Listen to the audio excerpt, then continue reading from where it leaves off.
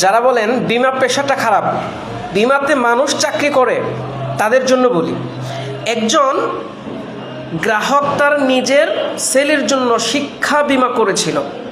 সে monthly premium দিত 21,000 টাকা। তো দেওয়ার 3 বছর পরে গ্রাহকটা মারা যায়।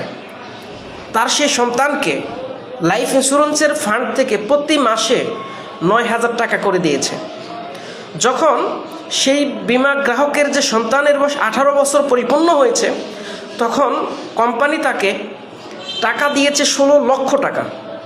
আপনি চিন্তা করেন, এতিম বাচ্চাকে প্রতি মাসে 18 বছর বয়স পর্যন্ত, 6 বছর থেকে শুরু করে 12টা বছর প্রতি মাসে 9,000 টাকা করে শিক্ষাবৃত্তি দিয়েছে তার শিক্ষাটা চলার জন্য, এবং মেয়াদ শেষে সে 16 লক্ষ টাকা পেয়েছে। এখন বলেন, তার কি লেখাপড়া বন্ধ হবে?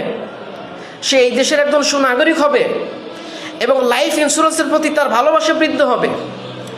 তাহলে যেই এজেন্ট তাকে এই পলিসিটা করিয়েছে, চিন্তা করেন ওই এজেন্টের কতটুকু সুনাম বেড়েছে এবং শত শত গ্রাহক সেই এজেন্ট করতেছে।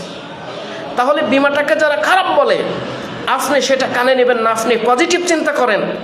আপনি এই বিমা পেশায় ভালো করবেন, সমাজের সেবা করবেন, সমাজ সেবক হিসেবে আপনি একদিন প্রতিষ্ঠিত হবেন, এই আশা করেন।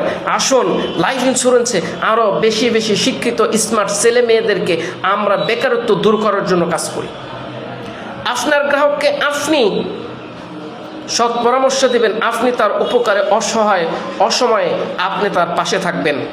ভিডিওটা শেয়ার করবেন এবং বেশি বেশি শেয়ার করবেন। আপনি লাইফ ইন্স্যুরেন্সে কাজ করেন, ভিডিও শেয়ার করতে না পারেন কেন?